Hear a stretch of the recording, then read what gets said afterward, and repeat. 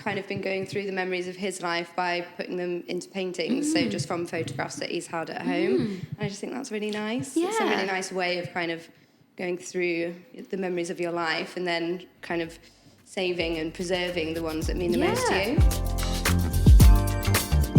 Hi, I'm George, co-founder of Bluethumb, and I'm joined by my colleague Amy. Welcome to the Art in My Home podcast. We uncover the surprising stories from the art collections of unexpected guests. Today's guest is the founder of ArtBag and Bagsamoré, Freya Rose Bass. Thank you for joining us, Freya. Welcome, Yeah, Freya. no worries. Thanks for Thanks for having coming. We've seen a really interesting line that I've dragged a quote of yours from, which was, "My collection is more a story of memories with personal connection." So we thought we'd just dive right in from there. And Sure. could you expand on your burgeoning art collection that you've got going? Yeah, so I'm quite new to Australia. Well, I arrived 6 years ago, but I've moved around a lot. So lived in Sydney for 5.5 years and then been here a year.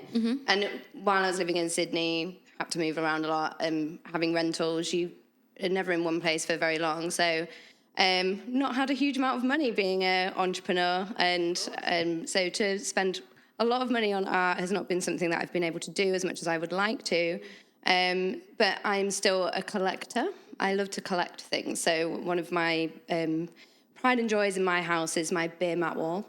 Oh, I love it. Yes. It's my way of collecting memories from my travels or going out with friends, even just something like an intimate dinner with my partner.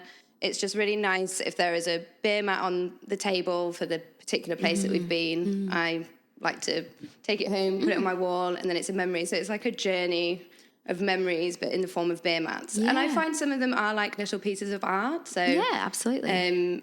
they can have little illustrations on, little graphics on for the different places. I do have quite a few generic beer ones as well, just for the memes. But I love it. Yeah. yeah. It's And great. it's ever expanding. Yeah. I can take that with me. That's just stuck on with blue tack so it doesn't wreck the walls. Absolutely. Yeah. It's So almost an artwork in itself. How you Yeah. kind of, Yes, and it will be able to change shape wherever I go, depending on where I live, which is, so it's a kind of changeable piece of art, but it's very personal to me, which is, I feel very I love important. that. And is it just Australian beer mats, or is it? I've got a few Vietnamese on there, Sure. and then memories from when I go visit back home. Yeah. But so I'm starting to collect them from my travels as well. So, Yeah. Do you think you'll do something with them in the end when you're like settled somewhere, like frame them or something? Yeah, something more permanent. Although I just can't imagine myself ever being that permanent. Yeah, fair enough. So, that's a very long way off. But I like to think that, it's going to become this big collection, and the idea of covering an entire wall somewhere would be pretty cool. Incredible, wouldn't it be? it's Yeah. cool. You're sort of upcycling beer mats into an artwork. Yeah. And it's like, I can see, sounds you like can that's a find theme. art in anything, really. Yeah. It just Absolutely. depends how you look at it.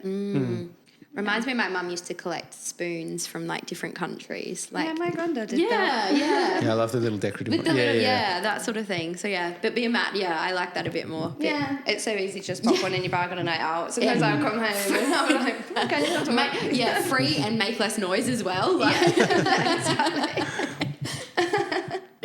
So, do you have anything else in your art collection? So my dad's a painter. Yep.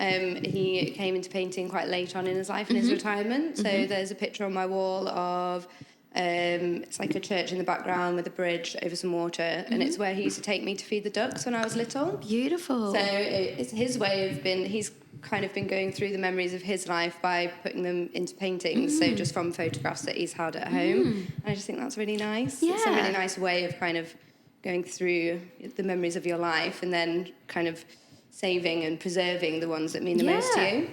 Gosh, you say you picked this up later in life, did you say? Yeah. He's always been creative. Yeah. That's beautiful. Yeah. It's a nice soothing scene. Is that looks like somewhere in the UK, obviously? Yeah. So it's nice to have that little snippet of home and to remind me of that. But he went a bit mad and he painted so much, and now his house is like an art gallery to him. He lives in an apartment block, and there's all the way up the stairs in the hallway, in the public hallway, is just his paintings. Fantastic. Run out of room in his flat. I love that. expands out. Spill over, into the public. Yeah. Oh, that's awesome. So you've just got the one of his at the moment? I have. I've got, there's some, he wants to give me some more, and I do have another one at home, which I haven't managed to bring over because I can only ship so much over at a time. There is another tiny little one, but that's actually my granddad. And we didn't even know he was a painter or ever painted, and we found it when we were clearing out his house, and we just found this and realised it was signed by him. So he kept that quiet, which is cute. But I was like, I have to have that. Of course. Sounds like it's in your DNA. Yeah, absolutely. It does seem that way. Yeah.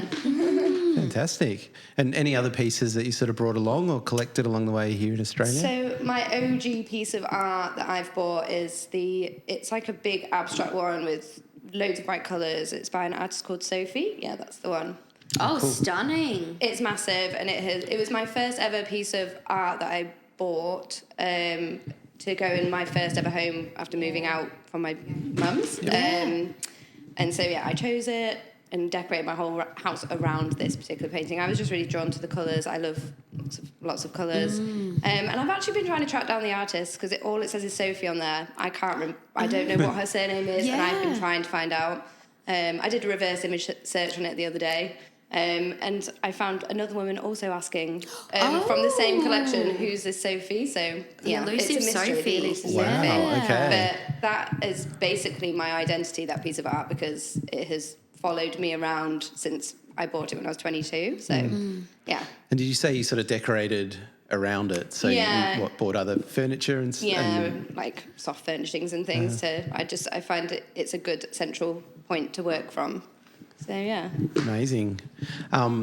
And obviously your bags, which I'm dying to talk about, I can see tons of colour through them. And I'm attracted to colour. And these pieces are incredibly colourful. Yeah, I'm really drawn to abstract and colour because I personally don't think I would be able to paint that. I know that sounds really weird, but I'm much like my dad. I can paint things that I can see.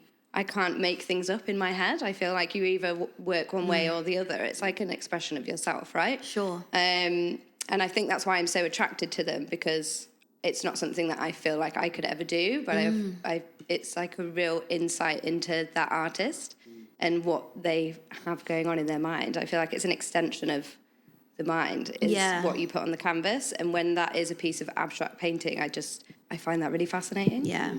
So, so that has now reflected onto the bags. I've definitely picked a lot of abstract painters, and definitely as I move on, trying to diversify and get different styles of painting, not just ones that I like. There has to be something for everyone. So, yeah. Love that. So if you were, looking for art for your collection, you're obviously looking for an abstract. Is there any other kind of artistic styles that kind of grab you? I think ones that have meaning behind them. So I've got another couple of pieces in my house, which by Ian Thomas, who's a Sydney artist, and they're just a couple of little plaques.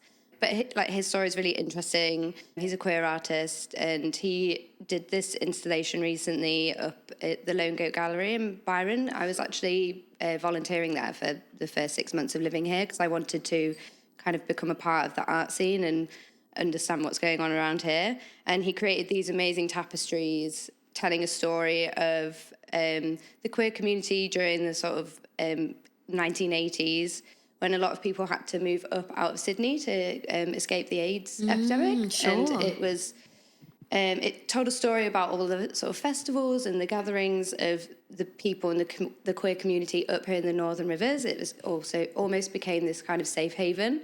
And so he told this story through his artwork. So I couldn't afford his beautiful tapestries, but he made, in between making each one of these pieces, which were all hand sewn, they were absolutely huge and amazing. He said when he needed a bit of time out from his sewing machine, he'd sit and make a plaque. So they're just these little A5 plaques, and it would just be whatever he felt like at the time. And he'd started collecting things, a bit like me with my beer mats. Yeah, so he'd collect little things and then put them all on a plaque. And there was about 200 of these, all different ones. It was amazing. I would have bought every single one of those and put them up on my wall if I could. But I bought a couple just to commemorate my time there and that memory. And I just felt like it was that story behind it that really sort of hit me, and I felt something from it. So I think rather than necessarily on an aesthetic point of view. It was more the story that got me. Yeah. Yeah. And it's this sort of a collage, is it, of Yeah, other pieces? it was a collage, yeah. Yeah.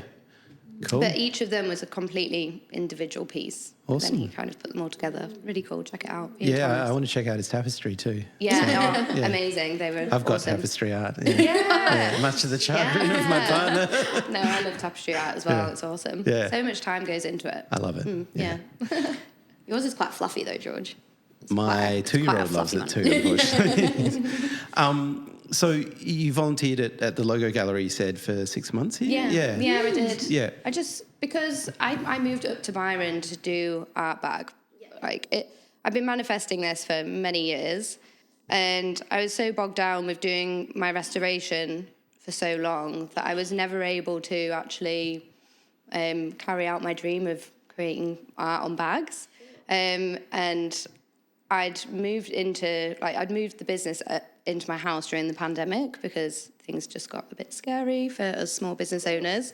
And I think it just gave me a lot of time to reflect on what I actually wanted to do. And I realised the longer I stay in Sydney and keep restoring bags because I need to do it financially, then I'm never actually going to be able to do anything else and fulfil my dream. So luckily I have a very supportive partner who supported me and came up here and let me take 6 months out of work to create ArtBag and finally see my vision come to life. So I spent 6 months working here, and I felt it was really important to kind of dive into the art community here. And it's actually opened up my love of volunteering. So I now volunteer a couple of times a week, no longer at the art gallery, but in other areas of the community up here. So Yeah, fantastic. Yeah, I love that kind of the gallery, like you actually have like gotten into the art world through gallery volunteering and things like that, and then that's kind of helped with your art bags along the way. It gave me the real idea of the the sense of community up here, which is something you don't get in a city. No, that's very true. But also kind of if you're not knowing what the community, especially the art community, if you're not sure what it is, there's no better way to go about it than to start working in it, really. Exactly. Cool. And so ArtBag, what's the mission? Tell us about forming it and the why. It sounds like it's something you've been thinking about and wanting to do for a long time. Yeah, it's funny because it almost dates back to when I finished uni. Because I always knew I was going to be an entrepreneur. I was always going to work for myself. There's no doubt about that. And my first ever business I wanted to create was called Designers of Tomorrow. And it was to give a platform. And bear in mind, this is before websites were anything like they are now. This is a long time ago. But I wanted to create a platform and like a marketplace for graduates and people who've just come out of like a creative degree to actually showcase their work and sell it, because it's one of the most difficult things trying to get into the industry. I did a degree in fashion and applied creative design, and it's so hard to get a job that then actually gives you the ability to continue being a creative. You have to start right at the bottom somewhere that's not even honing in on your skills. So I just thought it would be really beautiful if there was a place for people to go and display their work and potentially sell it and then even make their own business out of it. So that was my initial idea, but the world doesn't work that way. So unfortunately, I never actually managed to make that business, but I feel like ArtBag kind of is now this manifestation from that, because I want to give artists a new platform to promote their work, because what better way of showcasing someone's work than wearing it? Because art is very static. It's on a wall. Sure. It's in a home. You will spend thousands of dollars on a piece of art only for, say, your friends and family to see, and that is it. Whereas if you're wearing the art, then it goes so much further. It becomes a talking point. And I just think that's a really great way of promoting an artist. So that's why I wanted to do ArtBag, really. It's one of the bravest jobs in the world, is being an artist. Yes, sure. And I am not one myself. I'm a creative, but I'm not an artist. And I think to be able to just stand there and show your work to the world and that be your representation is one of the bravest things. And so if I can do anything to help people do that and make a career out of it and make money, then it's a job well done. Yeah. Absolutely. And you've brought a couple of art bags in. I have. Can you tell us about some of the artists that you're working with on it? Yeah, sure. So Charlie Nanos, I believe is... Love Charlie. Shout out, he's one of Charlie. your- Yeah, he's a wonderful artist. He's got a beautiful story. And I think that's one of the reasons why I was drawn to him. Because as I said, I think stories are very important. They're as much part of the artwork than the artwork itself. I just love his aesthetic, and I thought he could bring something really different to ArtBag. And he actually chose my smallest ArtBag, which I think was, almost a challenge in itself. But I feel like the simplicity of the design that he created works so well with the size of the bag, and I absolutely love it. I think his palette as well is poppy enough too that it kind of like resonates quite well on a little bag too. And his strong black lines. He's got such a distinctive style. Yes. But abstract me was actually really drawn to his like circular prints. Well, I was going to say, I thought he would probably I do genuinely- his abstract circle really dashes. expecting to get that back. Yeah. And then when I was pleasantly surprised. Yeah. I love what he's done, but it's just funny because my personal taste is going for his other style. Yeah, it's sure. just funny how completely different his styles are, but he does both of them absolutely brilliantly. Yeah. Yeah. And so the scene, so he's painted sort of more of a landscapey scene. It's a beach scene, It's a that beach one. scene, yes. Which is actually very fitting for around here. Absolutely. And I realised, because I was like, right, I'm going to go down to the beach, shoot some pictures of this bag. And then I realised it is almost identical to the Byron. All it's missing is a tiny little lighthouse on the end. But it is almost the Byron main beach scene, which is quite funny. He was in the gallery recently and said he'll drop by occasionally and he likes walking back into Richmond and he'll grab the next house to paint. He actually paints exact scenes, so it could well be the Byron Beach. Yeah, he did. Never put it past him. Yeah. I wanted to kind of touch on how you came about handbags. You're originally a handbag restorer, and then hence the idea to put art on handbags. Yeah. How long were you a handbag restorer for? Well, I'm still a handbag You're still, restorer. sorry, apologies, you are still doing it, yes. So 12 years now I've been doing it. So I did it fresh out of uni. So Sure. It was a family business. Yes. Which my mum and stepdad ran for about a decade before I finished uni. But while I was at uni, my stepdad died. Sure. So my mum was left running the business on her own. And when I finished uni, fished out of water, couldn't get a job. And so I just came onto the family business to help her run things. And weirdly, I was quite good at it because I'd actually grown up around that business. It's just funny how much you take on board. But I spent a lot of years spending time in the workshop with my stepdad because he was the technician. He was the leather worker, and he'd teach me how to colour mix, so mixing all the paints and. So I was kind of subconsciously learning how to do it before I actually ever really sort of sat down to see if I could do it. And put it into practice, Yeah. That's kind of on the outer realm of your, like, fashion degree in a way. Like, not quite the same, but still, like, you're looking after beautiful handbags. You're an artisan, not an artist. It's a true skill, though. Yeah. Like, it is. I've watched, like, YouTubes on the preparation and the things that people bring, like the condition they bring them in originally to what they finish, is true magic. Yeah. I've definitely seen some horrors. Yeah, I can only but imagine. It's not that glamorous. Cleaning bomb out of the bag. But as women do, sometimes get caught short in a taxi or something. And that's You're like, how dare you do this? Go. Why would you do this to a Birkin? I've got a fashion degree and 12 years restoring a handbag and I'm You cleaning do it. this. Yeah, well, this is why I was just having this little moment after COVID. I was like, I can't do this anymore. Yeah. I need to do something else that's more creative. But, as good as I am at what I do with the leather restoration, it's just something I fell into after uni. Sure. It never was something that I really wanted to do, apart from I knew I wanted to run my own business, which is, I think, the thing that has really kept me engaged for so long.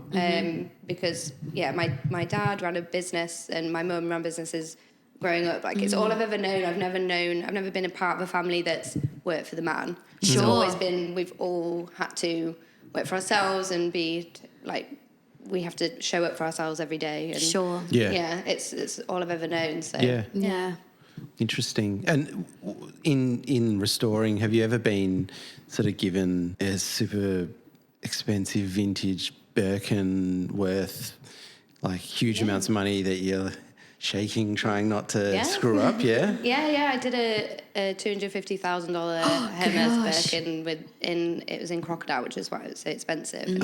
Beautiful green, and it was just to touch up the tiny little scuffed corners. It was it was almost immaculate, but it was just making sure that it was perfect. But she was like, "I've got 10 of these at home in different colours." I'm like, Same. Okay. The hell? Just one that would like change my life. Holy moly. Yeah, that's insane. Yeah. And, well, I was kind of wondering how you chose the handbags that you have as your canvases, essentially. That is a very good question. I have been building up a bit of a collection for a while.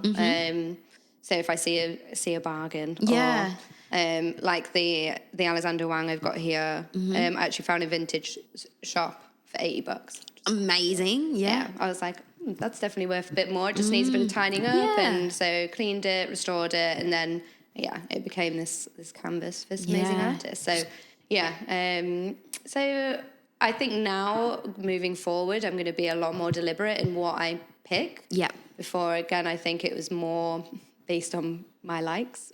Sure. Whereas I think I'm definitely going to steer it either based on the artist and perhaps based on the artist that I bring on board. But ultimately, the idea isn't just to sell the art bags. What ArtBag is a service. It's the ability for people to commission those artists to paint on their own bags. So, it would be nice for it to move more into that direction rather than me having to constantly buy handbags. Absolutely. Yeah. And how do you choose the artists? Like, how do you come across them? Are you out there looking on Instagram or going to galleries? How are they coming across you in your radar? So the first place that I set up my business when I moved to Sydney was in a little creative warehouse called Woodburn Creative. Shout out Nathan.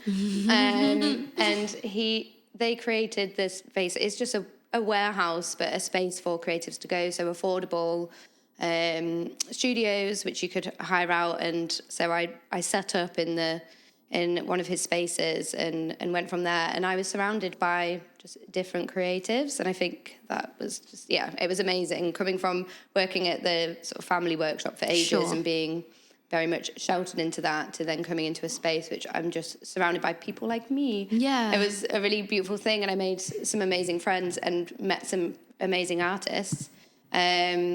And so my two first artists were two of my friends who I'd met there. So because I knew that they knew me, they would believe in what I did, or what I wanted to do, which they did. And so that's sort of how the journey began.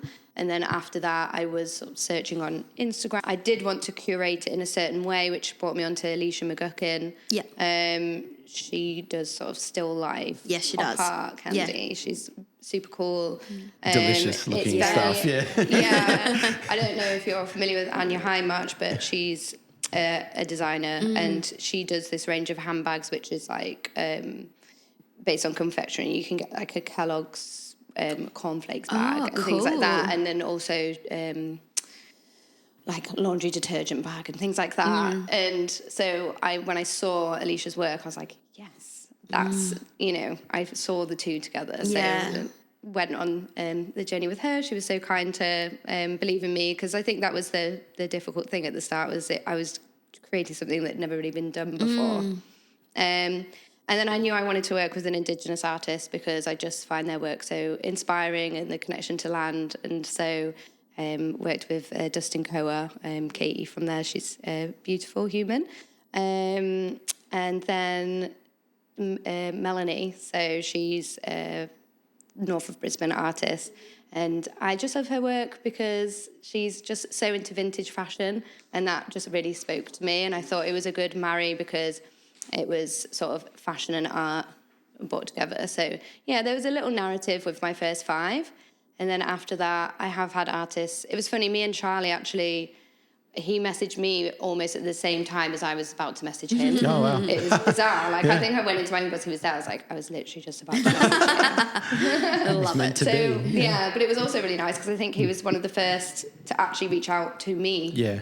which made me feel great because Yeah, I was like, absolutely. I'm doing something right here. And the artists are interested in as well. Yeah, like the that's idea it. of it. So I've yeah. had a few now come on, and I'm just like, yes, to anyone who wants to be a part of my journey, I'm just really happy to have them on board, and I want to support anyone in any way. So yeah, I've got a little bit of a waiting list now, which is Oh, nice. fantastic. Oh, that's Yeah, yeah. awesome. Really great.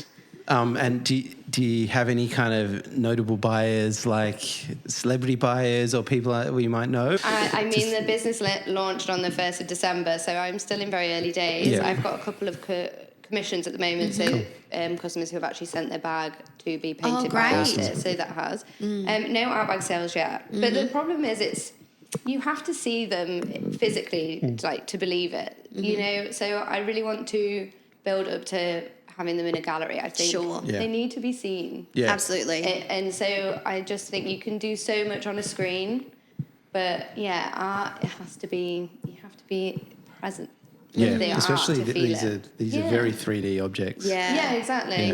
It's And wearable art. It so, is. Who painted the Prada one there? that's Belle Kid. So I think she's Beautiful, also that one. on Bluethumb. Oh, cool, She cool, might be a recent addition to Bluethumb Art Gallery. But yeah, her work's beautiful. It was her diving women that caught my attention. I really want somebody to commission Belle Kid and to paint diving women on their bag. It looks so good on a Givenchy, Yeah. a Tigona, a bag, or a Louis Vuitton. So yeah, but Fantastic. she's definitely one to watch. She's got some beautiful work coming out. I love her colours. Oh. Yeah.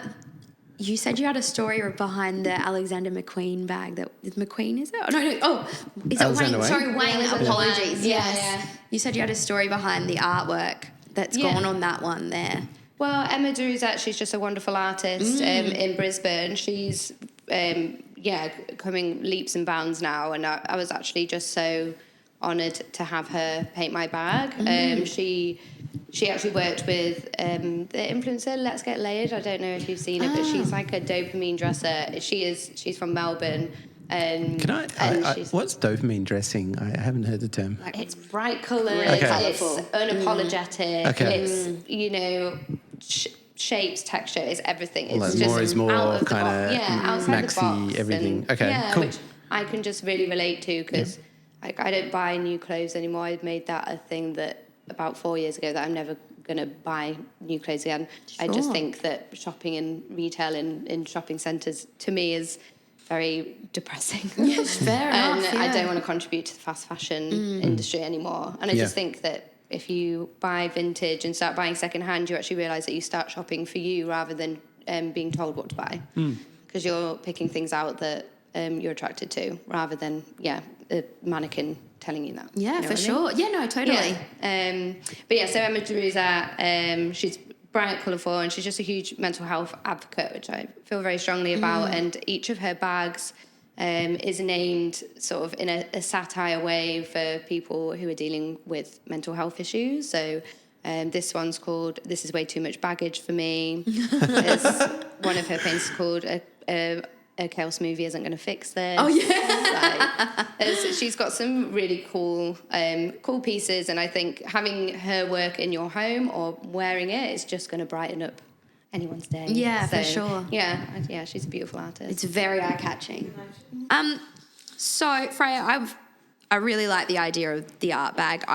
From an artist perspective, I'm just wondering what the process is of painting on a handbag as opposed to a canvas, whether you need a particular, is there some sort of lacquer or something, like when you're painting on leather, or what type of paint is it that they can paint on handbags as opposed to the normal process? There are specific leather paints which I supply to the artist. Oh, okay, so, sure.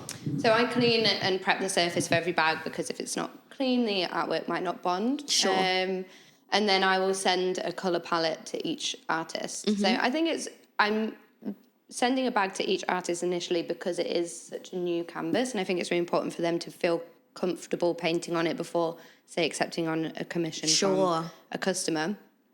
So I clean it, send it to them with their chosen paint palette, and then they can just go to town and do whatever they want. I don't give them any direction. I want them to put their heart and soul onto the bag, and it's an expression of themselves, and it's them selling themselves at the end of the day. And then it comes back to me. So if there's any mistakes have been made, I can then fix them up. So if they've got a bit on a piece of leather that they didn't want to put on, I can then rectify that colour. Sure. And then I will finish it. So I seal the artwork in to protect it. So then it will wear in the same way as the original leather. So it is wearable art. It's not going to chip and come off easily or run or anything like that. You can feel confident wearing the bag. Like I do sometimes wear them. As you should. Yeah. It's I'm a walking advert at the moment. But I genuinely feel so happy when I wear an art bag. I just feel like it just elevates every outfit. You can put something completely plain on and then it tells the story in itself. But also when they've got so many colours in it, you're not really limited to what you can wear with them, which is quite cool. Absolutely. Yeah, it's fascinating. I was just wondering what they thought normal like canvas artists going onto a different shape, a different texture, kind of how that translates. But I do ask each artist. They all fill in a questionnaire at the end, so I can learn more about them, and then also my clients can learn more about them. But then also I do have how did you find the experience, so I can learn from them what they found difficult or what not. And there are so many different types of leather. So some will pose more challenges than others. The Alexander Wang here, which Emma painted, is extremely textured, and I think she definitely found that a challenge. She said that took her 40 hours to do. Wow. So she said it's one of the longest pieces of art she's ever made. So if you go by sort of cost in what she's charging for a commission, that is an absolute bargain for an Emma de Rosette piece of art, and it's probably going to be worth a hell of a lot more in the future. So that's it as well. Like each of these, I'm turning what's just a regular bag, which millions of other women might have, into something that is unique and one of a kind. Yeah. And it's an investment. But I want to exhibit them in the gallery. I think that's where they need to be. I think it would be just a really cool kind of merge between a shop and a gallery. So it's like you're shopping, but then you're also viewing art. I think it would just be a really cool concept. The concept's great. Hanging them, I've got a vision. Like especially hanging them so you can see all around. Especially when you describe Absolutely. this there, like 3D under it. It would be fantastic. Yeah. Fantastic. Is there anything else sort of planned for this year, or stuff that you're working on that you kind of hope comes out in 2024? There's an eco fashion week in Perth towards the end of the year, which I was talking to the organizer of that. So it's just championing sustainable fashion, which this really kind of sings into that. That was something that I was potentially going to work towards as well. So we'll just have to sort of see what this year brings. But my definite goal this year is to, now I have a nice kind of collection, and I've just got a few more to add, is just to get them out into the public for people to see. So it's just a case of looking at pop-ups and where's best to do that. For sure. Yeah, cool. Amazing. You guys probably don't know this, but the first commissioned work we ever did at Bluethumb at the end of 2012, I think, was during NAIDOC week. We had this amazing artist come in and paint one of our old farm utes, do a whole artwork across the whole thing live in the middle of Adelaide, Rundle Mall, Really? On the ute, the whole thing, This massive still life she did across the bonnet and all the way, like covered the whole thing live over a full day. Yeah, it was... well, BMW and a few others and Porsche have been doing this for a while, but it's sort of it's completely the opposite of painting fashion, but it's also giving a new lease of life and created this amazing artwork. Eventually we sold it. Well, I just think it's great. I think like paintings, they shouldn't be limited to a canvas that just stays on a wall all day. So it's like, as you said at the start, they are walking art pieces, essentially, moving art pieces that, you don't need to go into a gallery, you don't need to go into someone's home to see them. So yeah, exactly. And it just, if there's a bag at the back of your wardrobe that has been sat there for a long time because you don't like the colour anymore, or maybe it's not even really your style anymore, I think if it would be surprising to anyone to then go ahead and pick an artwork that sings to them and then it just basically recreates that bag. It's like having a brand new bag. Absolutely. And falling in love with it all over again for a different reason. Totally. But then also it becomes a reflection of your personality. It's like trying to express ourselves in different ways. I feel like people are starting to dress more the same. We're so afraid of being able to express our personality in some ways. And it's so much easier just to blend in and wear exactly what everyone else is wearing. And I think it's just time to break out the mold a little bit. And yeah, I feel like ArtBag gives people the ability to do that. And our handbag is almost a great starting point for it as well. If you're a bit afraid with the rest of your outfit, a handbag's is more interchangeable in doing that. Yeah, exactly. Who would be your dream living artist, if there's any artist you could get on? Or client, actually, to wear one of your handbags. Two-pronged question there. Yeah, is there an living artist that would be like, this would be absolute number one?